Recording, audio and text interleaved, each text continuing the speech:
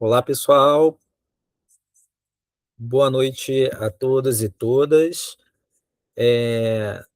Estamos aqui com a professora Maíra. Ela vai contribuir com a gente e com a palestra para o nosso projeto. Meu nome é João Paulo, eu sou vinculado ao projeto de pesquisa e extensão, Alfabetização Científica Inclusiva, Ciência com Todos e para Todos. Iniciando minha autodescrição, eu sou um homem negro, tenho cabelo raspado, atualmente uso barba, estou hoje fazendo uso de um casaco na cor azul, atrás de mim tem uma parede na cor branca, e uns detalhes acolchoados aqui, grudados à parede. Fazendo aqui uma breve apresentação da professora Maíra, que vai comandar a nossa conversa aqui. A professora Maíra é professora adjunta da Universidade do Estado do Rio de Janeiro, é professora do Atendimento Educacional Especializado da Rede Municipal de Ensino de Duque de Caxias. Ela é doutora e mestre em Educação pela Universidade Federal Rural do Rio de Janeiro e investiga a escolarização e os processos de ensino-aprendizagem de pessoas com deficiência múltipla. Ela é pós-doutoranda com pesquisa acompanhando o processo de escolarização e a utilização de recursos de comunicação assistiva por crianças com síndrome congênita do Zika vírus. Então, seja muito bem-vinda, professora Maíra. A senhora pode começar quando quiser, fica à vontade, tá? A gente vai ter o tempo para sua fala e, ao final, a gente abre para as contribuições e perguntas dos demais.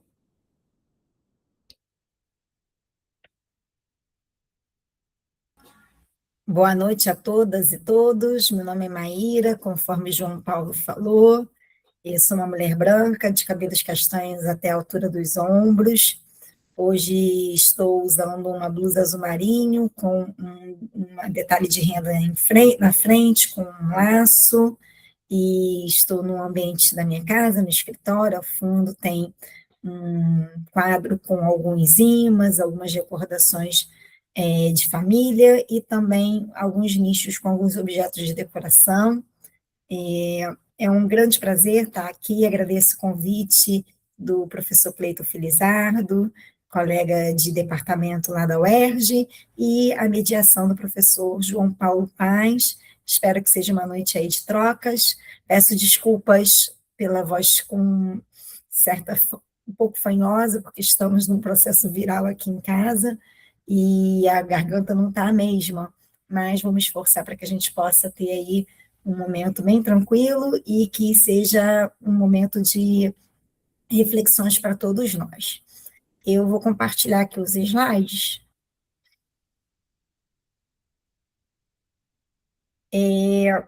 A nossa aula hoje, eu recebi aí a incumbência, né, do professor Cleiton de falar sobre a teoria histórico-cultural de Vygotsky e as contribuições para o modelo biopsicossocial das deficiências. Nós estamos com um slide aqui em tons pastéis. Acima nós temos a logo da UERJ, do Centro de Educação e Humanidades, do Rompendo Barreiras e Alfabetização Científica Inclusive. E abaixo do título da nossa aula, nós temos aí o meu nome completo, Maíra, professor, no caso, o título, né, professora doutora, e Maíra Gomes Souza da Rocha, que é o meu nome completo, e a minha filiação institucional, professora adjunta da UERJ e professora da Secretaria Municipal de Educação de Duque de Caxias. Então, vamos lá. Na introdução dessa aula, nós só vamos, assim, pontuar, né, o que a gente está se propondo a abordar nesses próximos minutos que teremos juntos, né? Primeiramente, a gente começa com uma reflexão sobre os diferentes modelos de avaliação da deficiência, né, a fundamentação do modelo biopsicossocial, as contribuições da perspectiva histórico-cultural para uma outra percepção da deficiência e a relação deste modelo com a perspectiva histórico-cultural e a sua contribuição para o desenvolvimento e a inclusão educacional. Antes de qualquer coisa, acho que é importante dizer que tudo que se fala, né, tudo que eu vou mencionar nessa aula é parte, né, de uma construção como professora de educação básica, que também está no ensino superior, atua também no ensino superior, e por anos aí de experiência, não só de pesquisa, mas de atividades no chão da escola. Então, aquilo que eu vou me constituindo como professora é parte também daquilo que eu vou construindo como pesquisadora. Então, é muito bom esses momentos de trocas, né, com alunos, com outros professores, porque a gente vai entendendo, né, que as diferentes percepções, as diferentes defesas, elas precisam estar pautadas em não só, né, naquilo que a gente lê e defende, mas naquilo que a gente experimenta e vive. Então, dizer para vocês que a Maíra de hoje, né, em 2026, é uma Maíra que foi se constituindo por mais de 20 anos aí na área da educação especial e que por várias vezes é, caminhou nessas mudanças aí de percepção desses diferentes modelos de avaliação da pessoa com deficiência. Né? A gente na UERJ tem também um curso de extensão voltado para as questões do capacitismo, do combate ao capacitismo, e a gente vê o quanto que a gente ainda luta contra preconceitos, formas de discriminação que são estruturadas na nossa sociedade, né? Então, quando a gente fala sobre modelos de avaliação da pessoa com deficiência, a gente também está aí lutando para que a gente possa efetivamente trabalhar numa perspectiva de educação inclusiva, de sociedade inclusiva, que avance, né, para além de uma herança, muitas das vezes, repleta de estigmas e preconceitos, né, que a gente teve aí ao longo de toda uma história.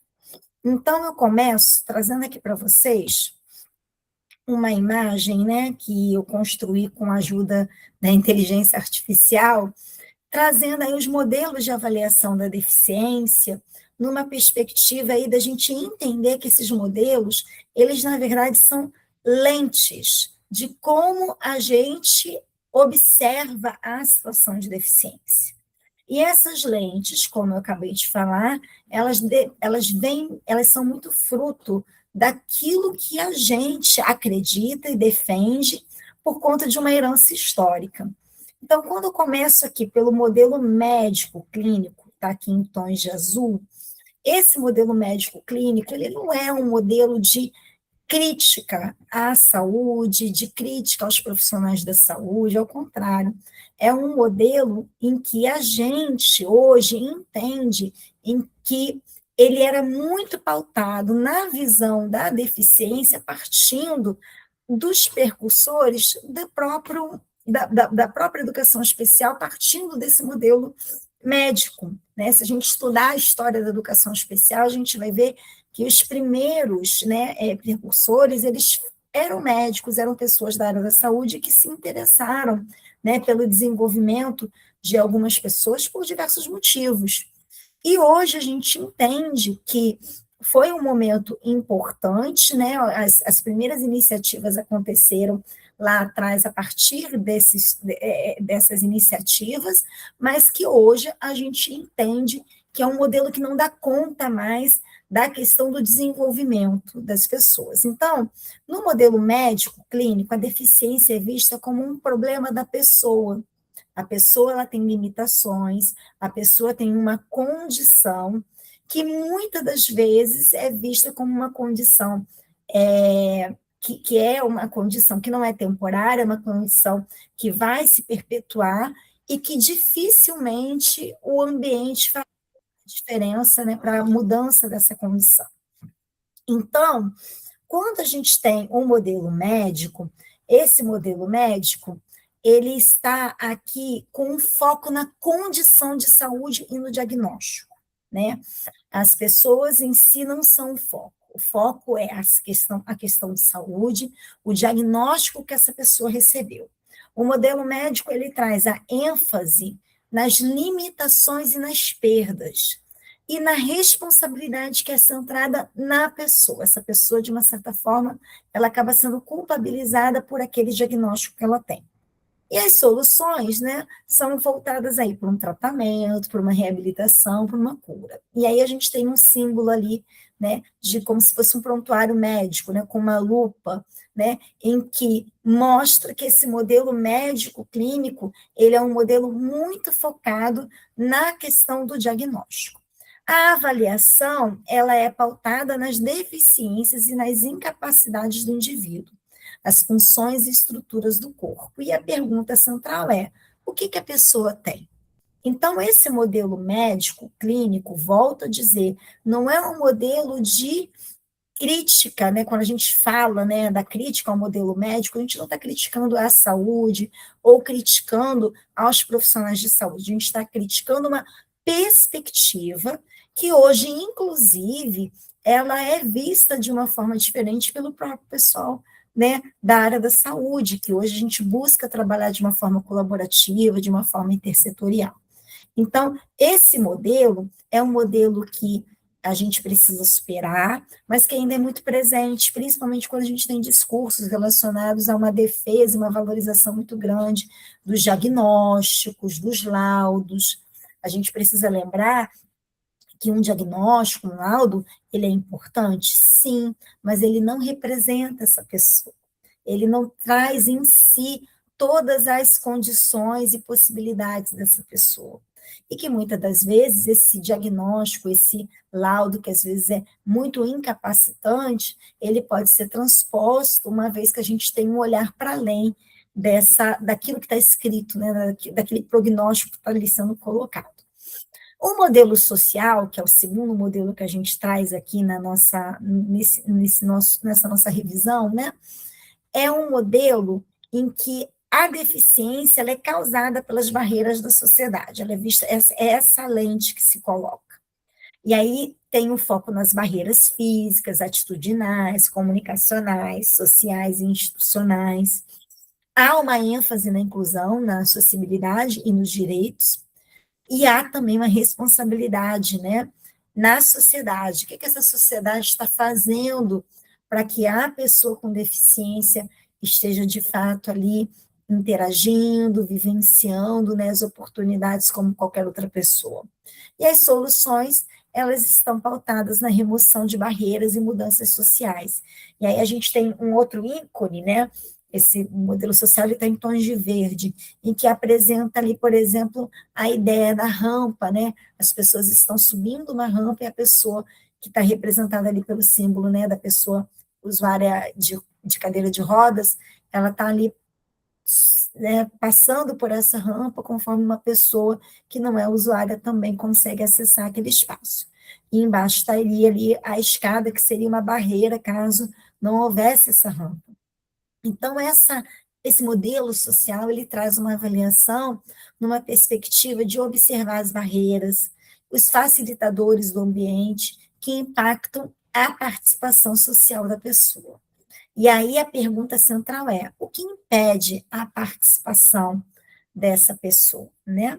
E aí nós chegamos ao modelo biopsicossocial, que é um modelo que a gente hoje tem defendido, que é um modelo que ele transpõe a ideia do social, ele vai para além do social. Por quê? A deficiência nesse modelo, ela resulta da interação entre as condições apresentadas pelos sujeitos e o contexto. Ou seja, se no modelo social o foco é muito grande no contexto, nesse modelo biopsicossocial, o contexto continua tendo foco, mas também considerando, né, como essas condições elas podem ser minimizadas, aumentadas, considerando esse contexto. Então, ali tem em alta a pessoa, o sujeito e sua interação com o ambiente onde ela vive. Então, esse modelo biopsicossocial ele integra aspectos biológicos, psicológicos e sociais, tem um foco na funcionalidade e na participação, considera fatores pessoais e ambientais, ela também considera como soluções apoios, recursos e adaptações, que eu até trocaria aqui por acessibilizações no contexto.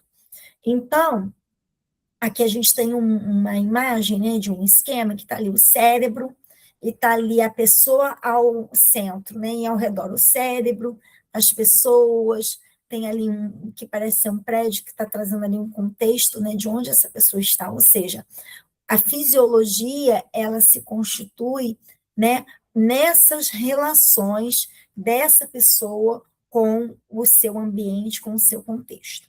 E aí essa avaliação, ela traz, né, a funcionalidade, a participação e os fatores ambientais, né, e aí a gente considera as barreiras e também aquilo que pode ser um facilitador, considerando a pessoa de uma forma integral.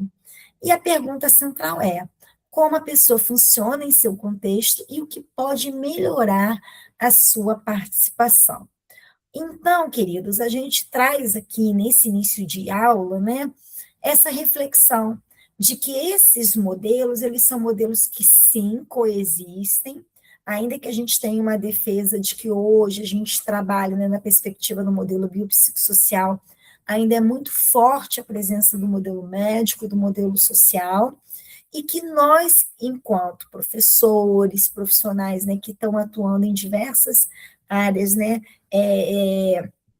da sociedade, nós precisamos entender que a forma como a gente avalia a deficiência, enxerga a deficiência, também vai impactar nas ações, né, que efetivam ou não processos de inclusão. Né? Uma coisa, eu gosto de dar um exemplo de que a gente na escola ainda está tão voltada, às vezes, para o modelo médico, que a gente reproduz na nossa fala, no nosso cotidiano, palavras que são da saúde, né? Nomenclaturas da saúde, por exemplo. É muito comum, na hora que a gente vai fazer, né, uma análise de um caso de ensino de um aluno, ou como a política de educação especial hoje traz o estudo de caso de um aluno, a gente trazer o nome anamnese. Anamnese é um termo que é da saúde. A gente, quando faz uma entrevista em escola, a gente está fazendo uma entrevista com objetivos que são diferentes daquele que o profissional de saúde quer realizar, né, alcançar numa conversa, né, em que se busca um outro caminho, um outro horizonte. Quando a gente fala, vamos fazer uma diagnose, vamos fazer, né, a gente está fazendo, na verdade, uma avaliação, mas a gente acaba, né, se apropriando de termos como anamnese, diagnóstico, diagnose, porque ainda é muito comum a gente, em educação, ter essa influência do modelo médico, do modelo clínico. Seguindo, então, quando a gente fala, né, de modelo biopsicossocial, hoje nós temos uma base legal para a utilização dele, que é a própria Lei Brasileira de Inclusão. A Lei Brasileira de Inclusão, uma lei que já tem 11 anos, a Lei 13.146, né, de 6 de julho de 2015, ela é uma lei que é muito importante, né, na inovação, né, da acessibilidade, quando a gente pensa acessibilidade voltada para as diferentes dimensões, quando a gente pensa a questão da observação das barreiras presentes na sociedade, e ela, né, em seu artigo 1º, né, a gente tem ali escrito que é instituída a Lei Brasileira de Inclusão da Pessoa com Deficiência, que é o Estatuto da Pessoa com Deficiência, destinado a quê? A assegurar e a promover, em condições de igualdade, o exercício dos direitos e das liberdades, desculpa, fundamentais por pessoa com deficiência, visando a sua inclusão social e a cidadania. Ou seja, a Lei Brasileira de Inclusão, ela traz essa importância, né, de que é mais do que estar no pé da letra, né? É estar de fato assegurando condições de igualdade. E ela traz justamente essa questão da avaliação da pessoa com deficiência, que, quando necessária, ela será biopsicossocial. Ou seja, não é apenas uma questão filosófica da nossa parte. Hoje nós temos uma legislação que indica a avaliação biopsicossocial como a avaliação mais adequada da deficiência. E aí a gente tem, né, como eu falei, a inovação de observar as barreiras que são as mais diversas, né, dentro de um contexto, que acabam impedindo a participação, e aqui eu destaco as barreiras que, ao meu ver, são as mais difíceis da gente transpor, que são as barreiras atitudinais. Está lá no artigo 3º, inciso 4º, na linha E, né? As barreiras atitudinais, elas são atitudes ou comportamentos que impedem, né, ou prejudicam a participação social da pessoa com deficiência em igualdade de condições e oportunidades. A gente, quando vê uma barreira física, é muito complicado a gente transpor uma barreira física. É triste, inclusive, você ver que uma pessoa ela não está participando, às vezes, de uma atividade porque ela não acessou um espaço, né, um direito dela.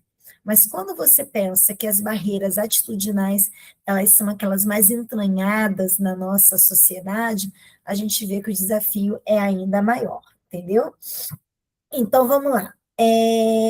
A gente entende que o modelo biopsicossocial, ele é elencado como uma perspectiva de direitos dos sujeitos. E aí que eu trago, né, um trechinho, né, um trechinho, não, na verdade, uma reflexão trazida pela professora Márcia Pleite, pela professora Carla de Paiva, num artigo cujo título é Por que as escolas continuam laudando crianças com deficiência? Né?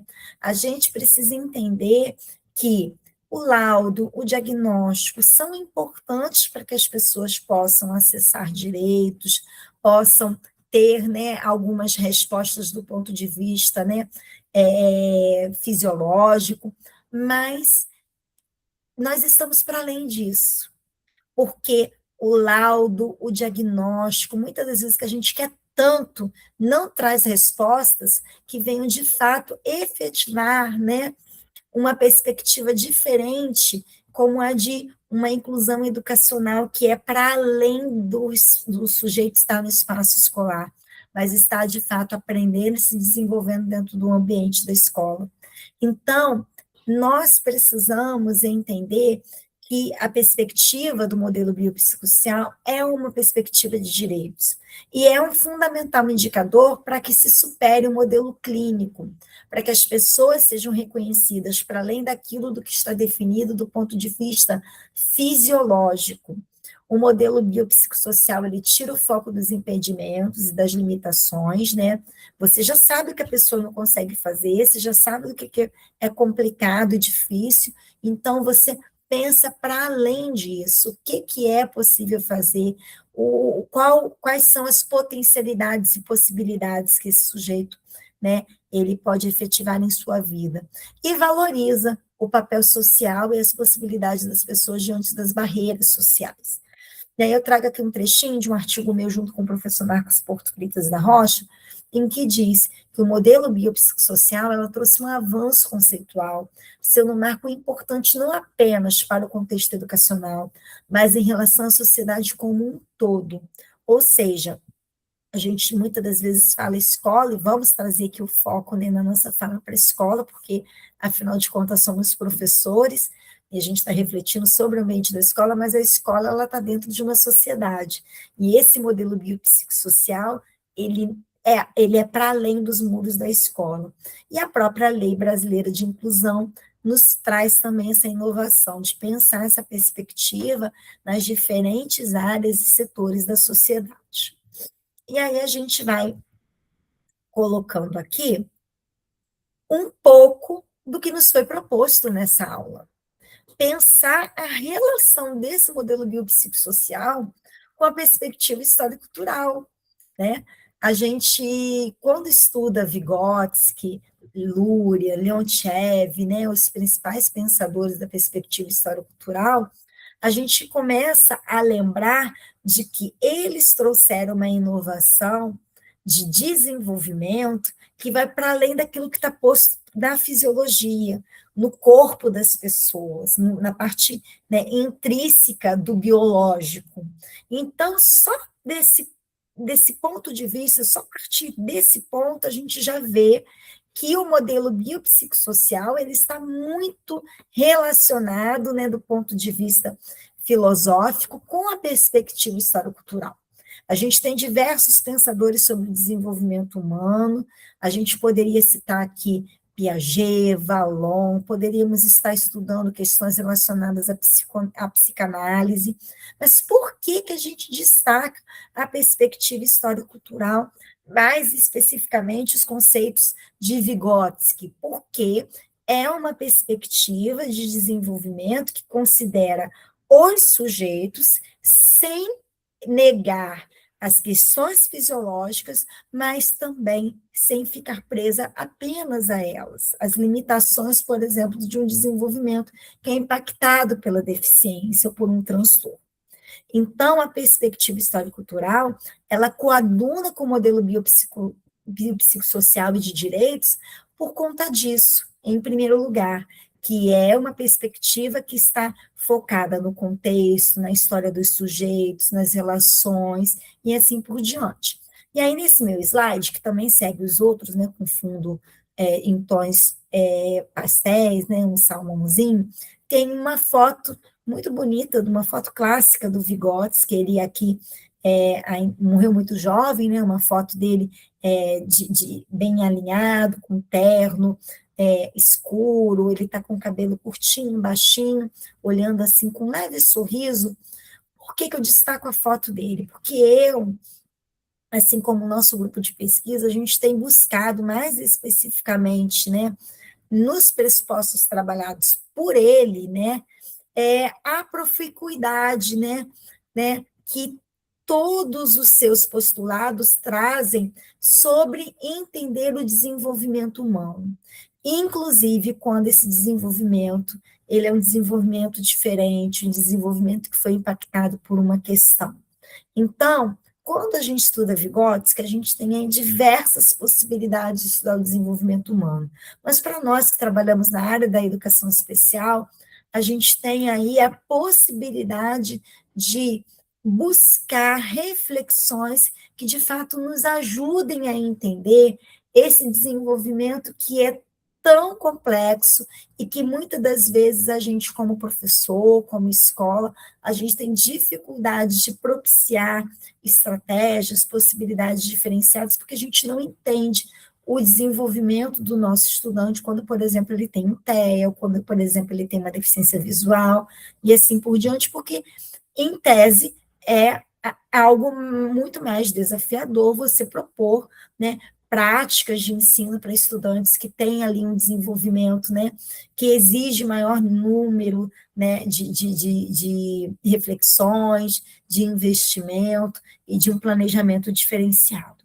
Então, aqui, para quem, né, para os nossos estudantes que estão aqui nessa aula, para as pessoas que estão participando, que vão assistir essa gravação, que têm a intenção de estudar mais sobre as questões relacionadas a deficiências e transtornos, dizer que um importante passo é estudar a perspectiva histórico-cultural, porque é a perspectiva que nos ajuda a melhor compreender quando esse desenvolvimento é um desenvolvimento impactado pela deficiência.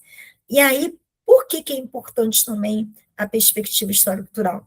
Porque ela compreende o desenvolvimento humano ocorrendo na relação ou na mediação ou mediado pela cultura.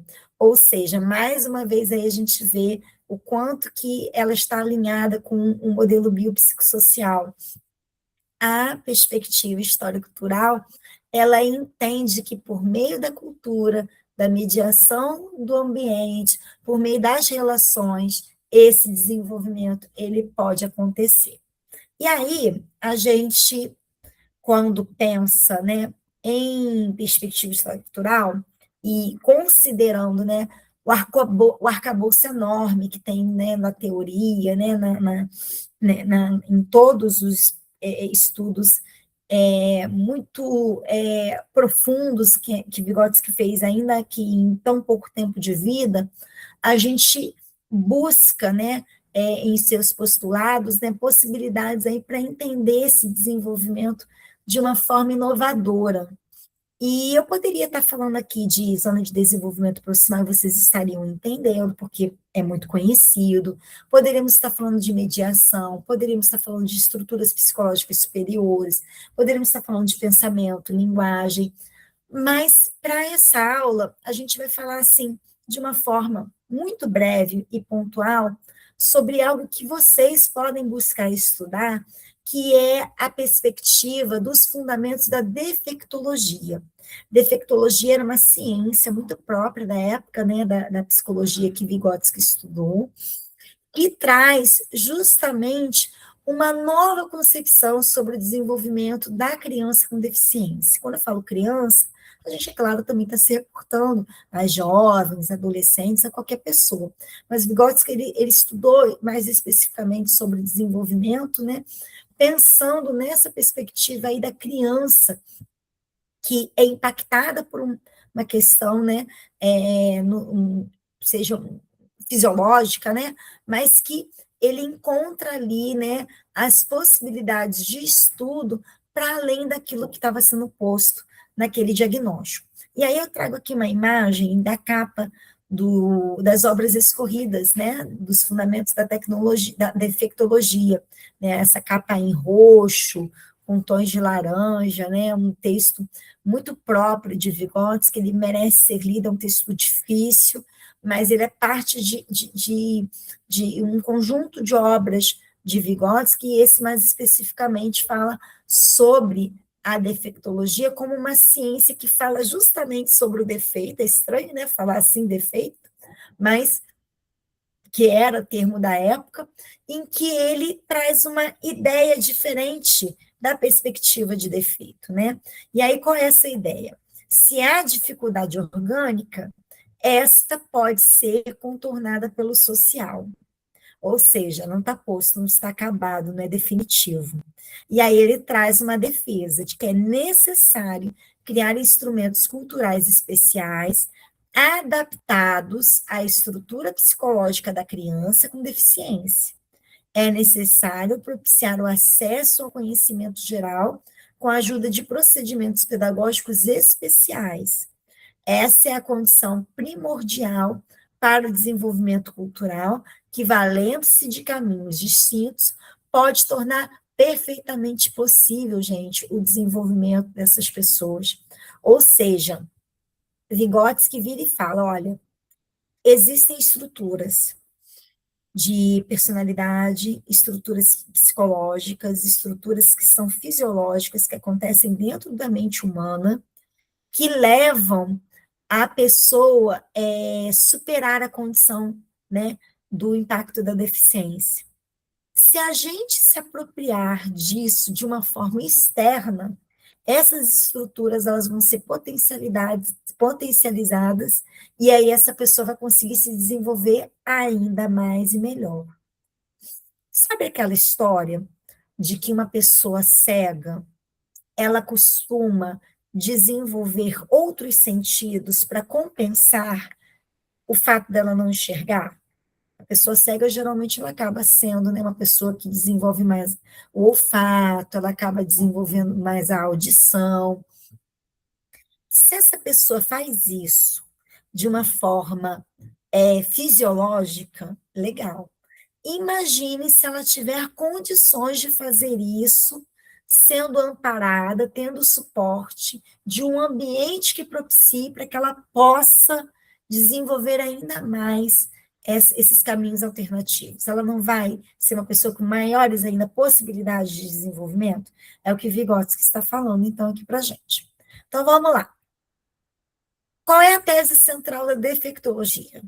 Todo defeito cria estímulos para elaborar uma compensação, ou seja, toda dificuldade, toda deficiência, toda limitação, ela não é apenas uma coisa ruim, ela pode ser ressignificada para um novo caminho, para uma nova possibilidade. É aquela velha história, se a vida te dá um limão, você pode fazer uma limonada.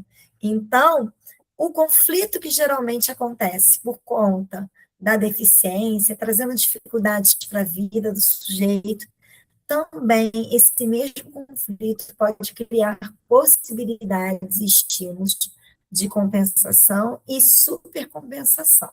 Depois, eu até fiz um curso recentemente que Vygotsky ele para um pouquinho com essa questão da compensação, da supercompensação, ele não diferencia tanto. Mas é legal a gente dizer que o defeito ele se torna um ponto de partida e principal força motriz por trás do desenvolvimento psíquico da personalidade. Às vezes a pessoa ela tem um problema seríssimo, ela acaba sendo impactada de uma forma em que ou ela vai cair numa profunda depressão, ou ela vai juntar suas forças para superar aquele problema.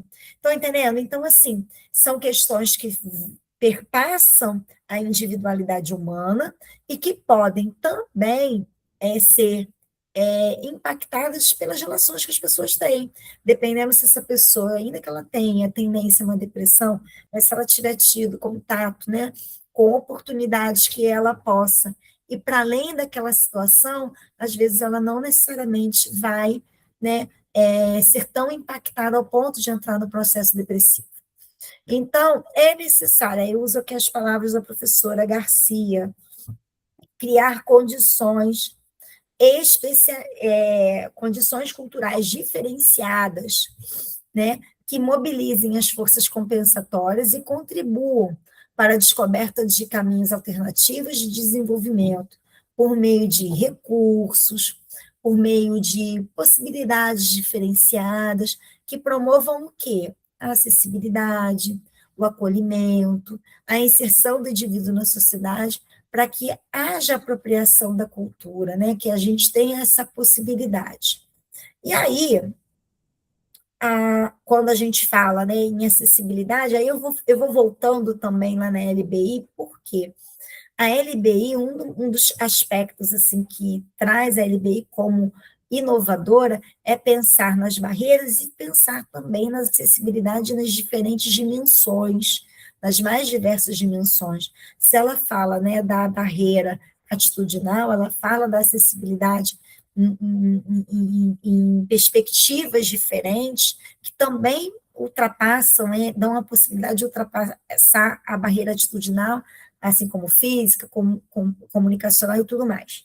Quando a gente fala aqui na defectologia, fala na perspectiva histórico-cultural, mais especificamente relacionada a essa questão da defectologia, a gente entende que Vygotsky ele já traz uma ideia de acessibilidade que ainda que a nossa legislação ela venha a pontuação em 2015, lá atrás, no início, né, do século passado, Vygotsky traz essa ideia de acessibilidade numa visão muito inovadora, numa visão muito à frente do seu tempo, que é justamente essa, desse sujeito, ele ser visto na sua dificuldade, nas suas condições, nas suas limitações, mas, ao mesmo tempo, ser visto com a possibilidade aí de que, pela sociedade, haja acessibilidade, que, pelo contexto, haja essa acessibilidade para que ele possa ser sujeito de suas ações, ter a sua participação garantida e assim por diante. E aí, como a gente pensa, né, essa questão aí, né, de criar condições diferenciadas, eu vou trazer para vocês aqui alguns exemplos de instrumentos de compensação, que são instrumentos que vocês conhecem, mas que talvez ainda não tenham pensado dentro dessa perspectiva vygotskiana. Por exemplo, para a pessoa com deficiência visual, eu trago aqui uma imagem de uma célula Braille, célula Braille não, de um texto em Braille, em que está ali uma pessoa, né, dedilhando, né, com seu dedo indicador e fazendo a leitura. Então, o Braille, para uma pessoa com deficiência visual, é um instrumento de compensação. Essa pessoa deixa de ser cega? Essa pessoa deixa de ter deficiência visual? Não. A compensação não é a cura da deficiência, ao contrário. É você dizer, há a deficiência, mas há um caminho alternativo para que essa deficiência não seja limitadora, por exemplo, de uma pessoa cega fazer a leitura de um texto, porque ela está ali, por exemplo, com o Braille para poder fazer isso. Aí eu trago aqui um outro exemplo. Para a pessoa com deficiência motora severa, eu trago a imagem aqui representativa da tecnologia assistiva. Tem aqui, né, um monitor, né, de computador, imagens ali de comunicação alternativa, um teclado. A tecnologia assistiva, ela não vai tirar, né, a situação de deficiência dessa pessoa com deficiência motora severa, mas é um instrumento de compensação para que essa pessoa tenha autonomia na sua escrita, para que essa pessoa possa estudar, trabalhar e assim por diante. Um outro exemplo é para uma pessoa com autismo, que apresenta dificuldade na comunicação. Eu trago aqui como instrumento de compensação para esse tipo de pessoa a comunicação alternativa. Aí eu trago aqui uma prancha, né, com indicações relacionadas a como utilizar o banheiro, tá ali o vaso sanitário, a pessoa no ato de utilizar o vaso, utilizar o papel higiênico, de limpar-se, de dar a descarga, lavar as mãos para finalizar esse processo de higiene. Então, a comunicação alternativa ela ser efetiva como instrumento de compensação para, por exemplo, essa pessoa que tem aí uma necessidade complexa de comunicação, ou uma pessoa com autismo que, por exemplo, precise desse instrumento. E aqui nós temos a Libras, que é um instrumento de compensação que vai efetivar a acessibilidade comunicacional para uma pessoa com surdez. Uma pessoa surda, ela vai continuar sendo surda, independentemente da Libras ou não, mas a Libras, ela vai efetivar possibilidades de comunicação, possibilidades de participação na sociedade e assim por diante. Então, estão vendo como é que a perspectiva histórico-cultural, considerando esses aspectos da defeitologia, mais específico, o conceito de compensação, ela traz para a gente que a pessoa ela tem uma deficiência e, considerando a avaliação biopsicossocial, essa pessoa ela é vista em sua deficiência, mas também vista em sua funcionalidade e nas possibilidades dela estar ali atuando, participando, vivendo, né, interagindo. Então, assim, é muito interessante a gente pensar nessa perspectiva de como se aproxima o modelo biopsicossocial também desses postulados, né, da perspectiva histórico-cultural. Aí agora a gente aqui, já finalizando, né, a gente pensa, como o Vygotsky considera a escola? Aí eu botei uma imagenzinha aqui do Vygotsky, eu gosto muito dessas fotos dele. Uma nova foto preto e branco, ele também ele socialmente muito bem trajado, de gravata, um pouco mais sério do que a foto anterior, e vem um balãozinho com uma imagenzinha bem clássica de escola, né, com um sininho em cima, e ele ali pensando nessa escola. Como o Vygotsky considera a escola? A escola, gente, ela é vista, né, dentro da perspectiva histórico-cultural como um locus privilegiado para aprendizagem e desenvolvimento. A gente iniciou a aula falando sobre a importância de pensar o desenvolvimento humano. Para Vygotsky, a pessoa aprende e porque ela aprende, ela se desenvolve. Então, a escola é aquele ambiente que não é o detentor do aprendizado, nem do desenvolvimento, mas ela é um lugar privilegiado, porque, em tese, né, temos ali os instrumentos, as estratégias, as pessoas voltadas, né, com esse objetivo voltado para a aprendizagem e desenvolvimento. A pessoa aprende na praça, a pessoa aprende em casa, em qualquer relação, mas a escola seria esse locus privilegiado. E aí, quando a gente pensa em modelo biopsicossocial, quando a gente pensa em desenvolvimento humano, a gente lembra que é necessário oportunizar as mais potentes experiências que vão desde o trabalho especializado realizado no espaço escolar às atividades gerais na turma.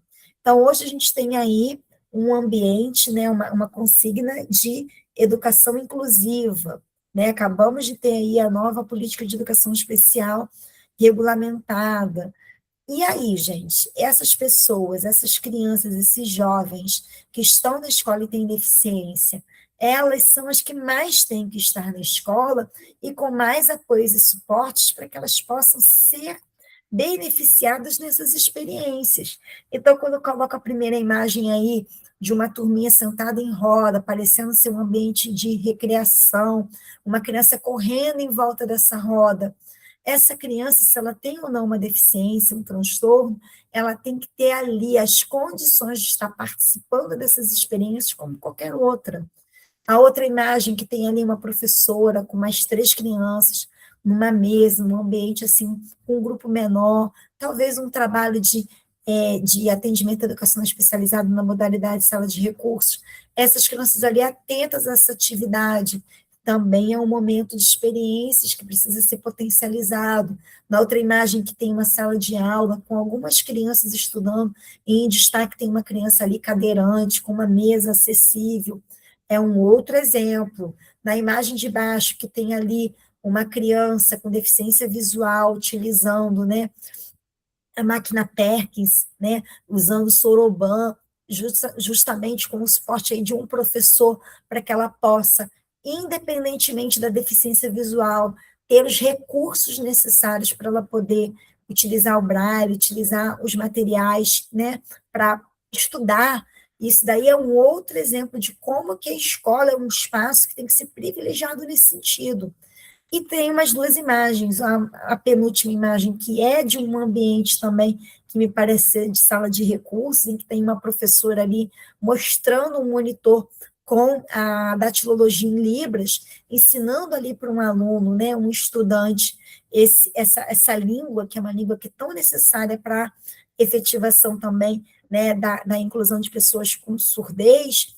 E também a última imagem, que é uma imagem que tem ali vários jovens conversando. Não sei se algum desses jovens teria uma deficiência ou um transtorno, é uma imagem que eu tirei da internet, mas que simboliza para mim um momento de interação. Eles estão ali sorridentes, conversando, escrevendo, e aí a gente lembra que a nossa proposta de uma escola inclusiva é uma proposta que envolve experiências que sejam qualitativas e experiências de trocas. Então, a escola, ela é um espaço fundamental, Vygotsky vê isso, e ao mesmo tempo que ele vê como espaço fundamental, ele também traz críticas a essa escola. E eu faço aqui uma pergunta: são críticas apenas à escola de seu tempo? E aí eu vou ler aqui para vocês e vou comentando, e vocês vão pensando. Vygotsky diz: não devemos nos conformar com a prática da escola especial, em que se aplica simplesmente o programa reduzido da escola comum, nem com seus métodos que apenas facilitam e simplificam. Né? A gente está aqui falando, né, hoje a gente trabalha numa perspectiva, né, de escola para todos, uma escola que os ambientes eles não são ambientes, né, segregados, mas assim, quando a gente pensa em AE, quando a gente pensa em classes especiais que ainda existem, quando a gente pensa em acessibilidade curricular, a gente tem que lembrar que não é simplesmente facilitar, não é simplesmente diminuir, não, é de fato pensar em possibilidades para aprendizagem e desenvolvimento. Por si só, entregue o seu desenvolvimento natural à criança, isso aqui são termos da época, tá? A gente nem usa mais o termo surdo-mudo, mas vou usar o que ele coloca, né? A criança surda-muda nunca aprenderá a falar, a cega nunca dominará a escrita. Ou seja, a gente precisa ter uma intervenção, a gente precisa ter, né, como escola aí, a oferta de possibilidades para que essas crianças venham a aprender e se desenvolver. Aqui a educação surge em auxílio, criando técnicas artificiais, culturais, um sistema especial de símbolos e símbolos culturais adaptados às peculiaridades da organização psicofisiológica da criança, criança que, segundo Vygotsky, que é a criança normal, termo estranho para nós, mas é uma criança que tem um desenvolvimento diferenciado, e por isso precisa de instrumentos diferenciados para que ela possa aprender e se desenvolver. Então, a escola precisa se propiciar de uma tarefa de criação positiva, preocupando-se em gerar formas específicas de trabalho que atendam eficientemente as necessidades específicas de aprendizagem de seus estudantes. E aí, é lembrar que nós temos uma condição que precisa ser observada, não é negação daquilo que está sendo posto no fisiológico, ao contrário, é observar as condições específicas para, a partir dali, de uma forma criativa, propositiva, qualitativa, a gente contribuir para que essas demandas sejam atendidas. E aí a gente destaca que estudantes com deficiência são os que mais devem estar na escola, ou seja, o que muitas das vezes acontece é o contrário, né, gente? Muitas das vezes o estudante com deficiência é aquele que vai menos porque ou não tem o transporte, ou porque tem alguma questão de saúde e está impedindo. A falta de um trabalho de parceria entre a educação e saúde acaba, né, levando aí uma situação em que muitas das vezes eles têm uma fragilidade de saúde, não estão na escola. Esse estudante às vezes não vai porque não tem um mediador, aí não vai, porque não tem um transporte, não vai, porque não tem esse. Gente, esses são os que mais têm que estar na escola. Todos têm que estar na escola. Essa é uma defesa que a gente tem que ter. Esses ainda mais. E aí, no caso de estudantes com deficiência múltipla, que é, né, o foco do meu trabalho, né, o público que eu pesquiso já há muitos anos, é imprescindível conhecer as especificidades apresentadas por esses sujeitos para que seus processos de aprendizagem possam, de fato, ser beneficiados. Por isso que a gente recomenda, né, estudar cada vez mais as questões do desenvolvimento humano para a gente entender que o desenvolvimento humano acontece de uma forma muito complexa e que a gente precisa entender as especificidades para, então, a gente trazer aí possibilidades para que esse desenvolvimento ele venha a ser beneficiado. E aí, por isso é necessário a dedicação no planejamento, por isso que a gente fala em planejamento e educação individualizado, as práticas mais sistematizadas e atentas no atendimento educacional especializado, no ensino comum, a importância de um trabalho colaborativo dentro da escola e também das parcerias intersetoriais, conforme eu exemplifiquei aqui, educação e saúde. E aí a perspectiva histórico-cultural e o modelo biopsicossocial, ela considera o quê? As duas, a gente pode colocar aí, as necessidades de suportes, suportes materiais e suportes humanos. Eu trago aqui um esquema e eu estou aqui descrevendo para facilitar também, não só a nossa compreensão, mas também para garantir acessibilidade. Esses suportes materiais, por exemplo, recursos de apoio, que podem ser durante as aulas, eles levam aqui a autonomia, ao protagonismo desse estudante, a interação e a construção de conceitos, porque a escola não é espaço de construção de conceitos científicos. Os suportes humanos, a gente pode exemplificar o professor do ensino comum, o profissional de apoio escolar, que muitas vezes o pessoal chama de mediador, o profissional, né, o professor do AE, do atendimento à educação especializado, seja sala de recursos ou tantas outras modalidades que a gente sabe que existem. Os próprios colegas da turma também são suportes humanos importantes, e as demais pessoas da escola. Então, posso dizer para vocês, e digo para vocês com muita tranquilidade, que a perspectiva histórico-cultural, assim como o modelo biopsicossocial, são propostas aí que nos fazem entender que não basta estar na escola, tem que estar na escola, aprender, se desenvolver, e para isso a gente precisa de suportes e apoios que vão fazer a diferença nesse desenvolvimento. E aí, a gente precisa, né, já agradecendo aqui a atenção de vocês, olhar para a diversidade humana e também considerar como as desigualdades sociais afetam os sujeitos com deficiência e suas condições de desenvolvimento. Será que dentro desse modelo biopsicossocial, né, e de direitos, é um modelo em que simplesmente a gente olha o sujeito e não vai lembrar, considerar que às vezes aquele menino que está lá na periferia, o menino que está lá numa instituição, né, ou então o menino que está lá num lugar onde ele não consegue acessar a escola, ele vai ter as mesmas oportunidades? A gente fala de diversidade humana, mas a gente também tem que lembrar dessa perspectiva social. E o modelo biopsicossocial de direitos nos impulsiona a pensar sobre isso, assim como a perspectiva histórico-cultural. Uma educação inclusiva com todos e para todos é parte da construção permanente e árdua de uma sociedade mais democrática e justa. E isso são palavras da professora Márcia Plete, professora Giovanna Lunardes, em um artigo maravilhoso que elas escreveram, e me inspirei nelas, né, para finalizar essa aula, trazendo para todos que estão aqui, que irão assistir, que é importante, sim, a gente pensar sobre desenvolvimento, sobre as possibilidades, mas, sobretudo, acreditar que diversidade humana, desenvolvimento, isso tudo não está de uma forma posta ou isolada. E todos nós fazemos parte de uma construção, de um movimento, para que a gente possa também contribuir para a efetivação de direitos que não são apenas nossos, são todos de uma sociedade, são começando pelas pessoas com deficiência, sim, mas para toda e qualquer pessoa.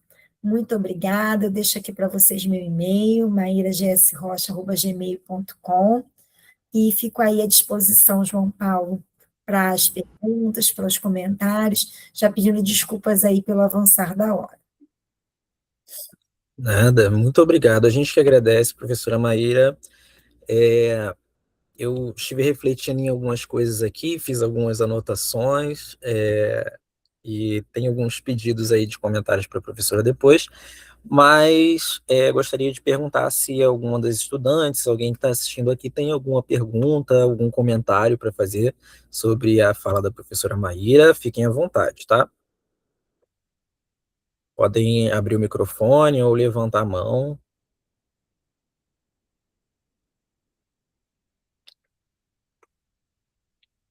Então, se ninguém tiver nada para acrescentar até agora, né, eu vou pedir a permissão de fazer alguns comentários, tá? Eu achei muito interessante essa perspectiva de que a barreira, a compreensão sobre a barreira, né, que a gente tem sobre a barreira do estudante, ela avança conforme o tempo e a cultura, né? Então, se a gente for olhar por essa perspectiva, né, histórico-cultural, a gente vai entender que a normalidade ela pode mudar, né, o ideal de aluno, né, vamos dizer assim, né, pode mudar conforme a sociedade, conforme a época que a gente está analisando. A gente pode ver isso, por exemplo, eu penso muito sobre isso, né, observando meus alunos ali no dia a dia da sala de aula. Eu sou professor de matemática, né, então, assim como outros professores de outras disciplinas, têm observado o quanto a atenção dos nossos alunos está sendo capturada pelas redes sociais, pelo algoritmo, com conteúdos cada vez mais rápidos e tudo mais, né? E pensando que esse não era um problema tão grave há alguns anos atrás. Então, a gente pode ver que conforme a época, né, o que é considerado o padrão, né, vamos dizer assim, de aluno, o comportamento comum, vai se modificando também, né? E com toda a questão agora da necessidade da inclusão, né, de todo esse compromisso ético que nós, como educadores, nós assumimos, né, eu venho muito, me pegando muito pensando sobre essas oportunidades, né, que a gente oferece para os nossos alunos, de uma formação mais cidadã mesmo, né, da gente ouvir nossos alunos e fornecer mesmo esses espaços para que eles possam nos dizer como que nós podemos, de alguma maneira, minimizar ou eliminar essas barreiras a que eles estão sujeitos, né? A professora falou sobre o avanço, né, dessa compreensão e que essa compreensão sobre a deficiência nem sempre ela está no mesmo compasso da legislação, né? Então, tem termos que a gente vai utilizando numa determinada época, que sai uma legislação e a discussão científica, né, no meio acadêmico ou até no meio mesmo educacional já foi avançando para outro lugar. E aí eu queria até pedir para a professora comentar sobre esse descompasso, né? As discussões em educação no meio acadêmico, elas vão avançando e nem sempre a legislação dá conta de incorporar todas essas transformações, né? Vamos dizer assim. E aí, recentemente, eu me deparei com a notícia, acredito que vocês devam ter visto também, sobre a obrigatoriedade da educação política, né, nas escolas. E aí eu queria perguntar até para a professora como é que ela talvez enxergue esse como um espaço onde a gente pode fornecer esse protagonismo para o estudante com deficiência, né, de talvez estar demandando, né, formalmente apresentando suas insatisfações, com, como maneira mesmo da gente repensar a política pública ou da própria escola ser um espaço de, de pensar novas políticas públicas ou diminuir esse descompasso que a gente tem entre as discussões na escola ou no meio acadêmico com as políticas públicas. Não sei se eu fui claro no meu apontamento aqui. Oi, João. Vamos lá. Realmente é desafiador, né, essa questão do descompasso entre. Só estou te.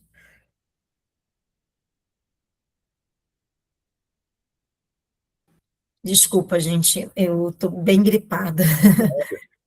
É, é desafiador esse descompasso, né, entre as políticas e aquilo que vamos construindo, né, como pesquisa, como programação na literatura também. A gente tem tido aí, né, recentemente as discussões sobre a nova política de educação especial, como que tivemos aí bastidores, né, dos embates políticos, né, de direita, esquerda, muitos anos aí buscando uma nova política e, ao mesmo tempo, né, esses descompassos.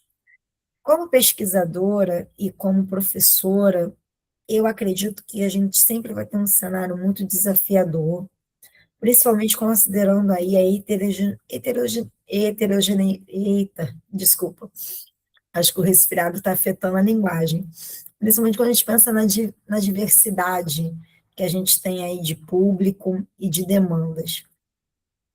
Eu acho que assim, João, a gente nunca vai encontrar um arcabouço perfeito, né, de legislação, em relação às necessidades e demandas.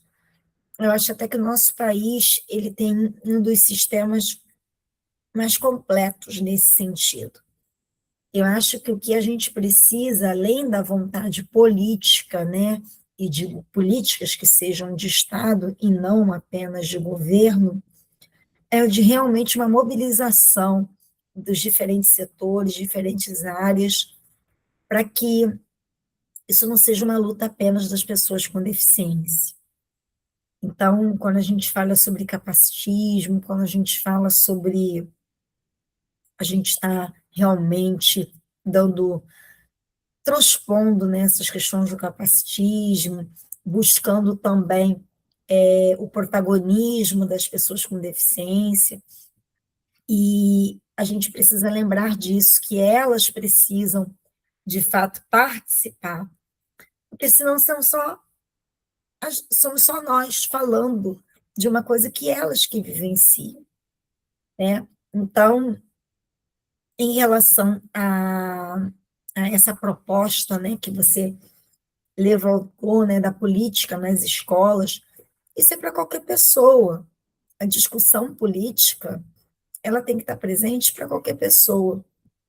E se essa discussão ela vai ser realizada por meio de uma reforma curricular, ou se ela vai ser realizada por meio da atuação do que a gente já tem hoje, que são os conselhos escolares, os espaços de debate em que os alunos, os estudantes participam, sejam em grêmios ou em conselhos de classe e tudo mais, isso só vai se efetivar na prática se a gente tiver gestão democrática, se a gente tiver a participação ampla das famílias nessa parceria com a escola, não numa guerra de direito do meu filho, direito, não, de partilhar de responsabilidades e tudo mais, e também compreender que autonomia, participação, é também entender que existem diferentes condições de atuação e de funcionalidade.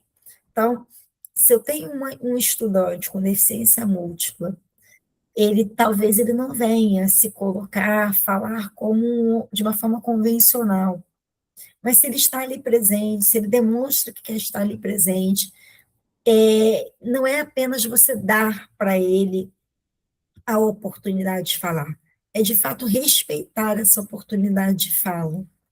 Ser espaço de escuta na escola é muito difícil, assim como na sociedade de uma forma geral, porque todo mundo quer falar, todo mundo quer se colocar, todo mundo quer defender seus posicionamentos, todo mundo quer dizer algo. E aí, o que de fato precisa ser dito?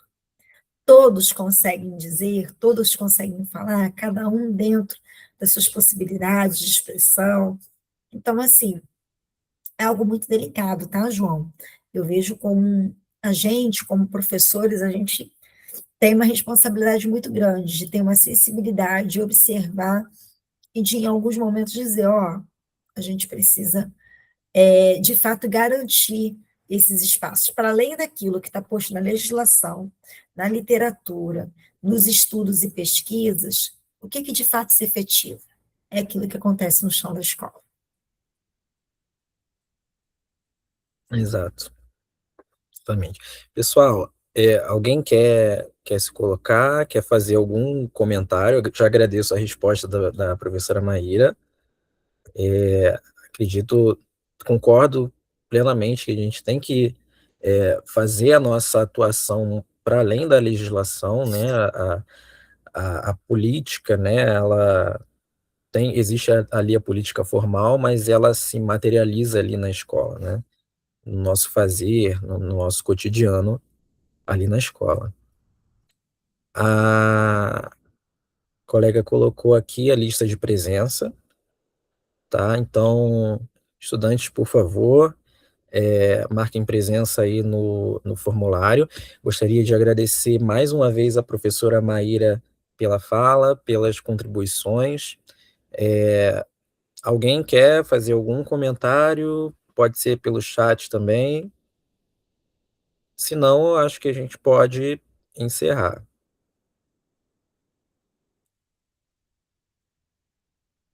Acho que ninguém. Mas, de qualquer forma, agradeço, professora. Já assisti algumas palestras suas pelas aulas abertas da Rural, é sempre muito bom te ouvir. Aprendo muito com você, inclusive para estudar até para provas, processo seletivo. Que Então, bom, eu fico feliz. é uma referência para mim. E acho que para todos nós aqui. Muito obrigado mesmo. Obrigada, João Paulo. Desculpas mais uma vez aí pela garganta ruim, pela situação assim de estar toda hora tendo que cuidar aqui, até mesmo da, dessa gripe levada que me acometeu, mas fico muito feliz aí pela oportunidade. Muito obrigada pelo carinho, pelas palavras. Um abraço para você, para o Cleiton e a todos os presentes. Estou à disposição. Tá certo. Muito obrigado, professora. Então é isso, pessoal. Acredito que a gente pode encerrar por aqui. Vou encerrar aqui a gravação. Obrigado, professora, e boa noite a todos. É isso aí. Boa noite.